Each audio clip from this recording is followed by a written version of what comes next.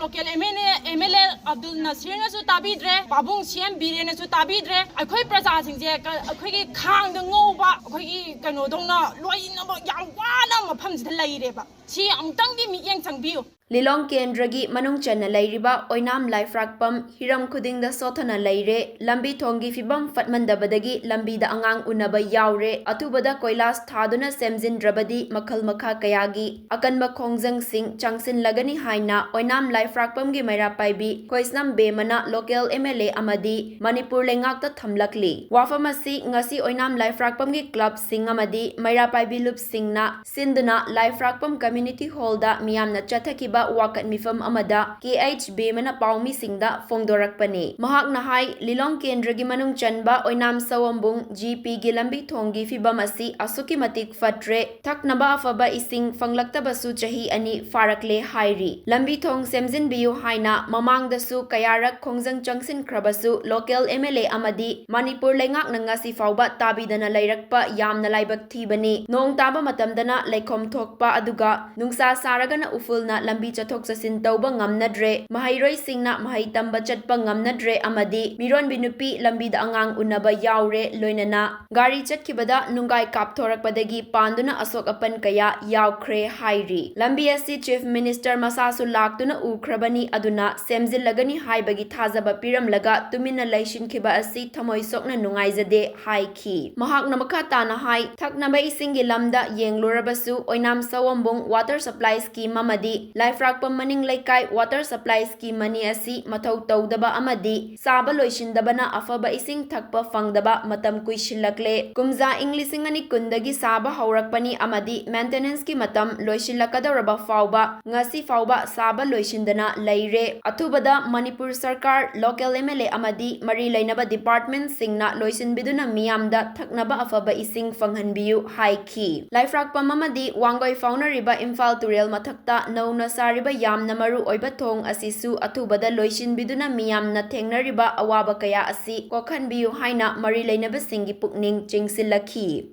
Lambi Thong Lairiba adagi Toti Sing Phangtaba Kayam Jigi Wakat Mifam Pendabana Akhui Leibak Praja Mayam Jingje Pendabana ngasi Wakat Mifam Je Phamjaibani Akhui na Phamiba Akhui na Tawribasida Akhui Chhatra Jing School Chaliba Lambi Thong adagi Thabak Ingak Chaliba Samna Haibamta Miron Bibogda Akhui Doctor Yauba Nangdana Khudong Thiba Kayamno Nanggibagi Mayongnaba Kayamno Nanggreba adagi lambi ti koila thabida na nung jingna gari ka gai thorbo matamda nung na bai thortana sopan kayam nang ba mi yaw kre ko aduna pabung biren manipur gi siam oi ba na ki mafam da khoina ara hanna haijari na samana laktana ju tha daru ki manung da lambi ji loishan gani haidana na sana hairam mabani ado ngasi bo mananga hanna suyang yang biraktre khoida khoigi laikai praja sida adugi mathakta akoi Imphal Turel jigi mathakta sarba Valley Bridge ase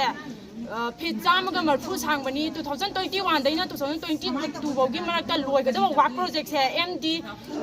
Abdul Salam hariba si contractor je seasonal lotion bigada baje ngasi bawda lotion birakta 2025 year baje bawda hoje 2027 bogi manung maintenance oigada ba thong je ngasi bawda kanamta hanna yeng try lotion bije aduna school chaliba adagi thaba ingang chaliba mi khudimak se karai di karam tawna kamaina chatkadage habado mayam amuktang yengjen biu aduga toti singje Laiphrakpam praja jingje toti sing phangtabje chahi ani sure chahi ani subje akhoi thangna ichana ba ising adigi lambi thong phatre thangna chana ba ising phasana mara kaina phangdre adudi akhoi praja jingje karam maina hingo haibano ba sidaida karam maina hingo haibano aduga akhoina phamjari ba wakan mifam sida athuba matamda akhoi sigi lambi thong ji sembiraktraba toti sing phangalaktraba sidagi hena akan khongjang kaya marum akhoi Laiphrakpam gi praja jingje changjalakani haibaje sin tangdi khangbiu aduga akhoi hanna amukja haijarabada kaino jigi lambi thong jigi khoina hana akhoi Manipur Ministry of Rural Development gi makhada laiba lambi thong jigi si jigi akhoi chamak tabigi hanna blaikai praja akhoi khudimangna wakat pakayama wakat khreba wakat khiba kayamang je kanamta hanna tuna mathunna manana amata tadreba adu tadreba local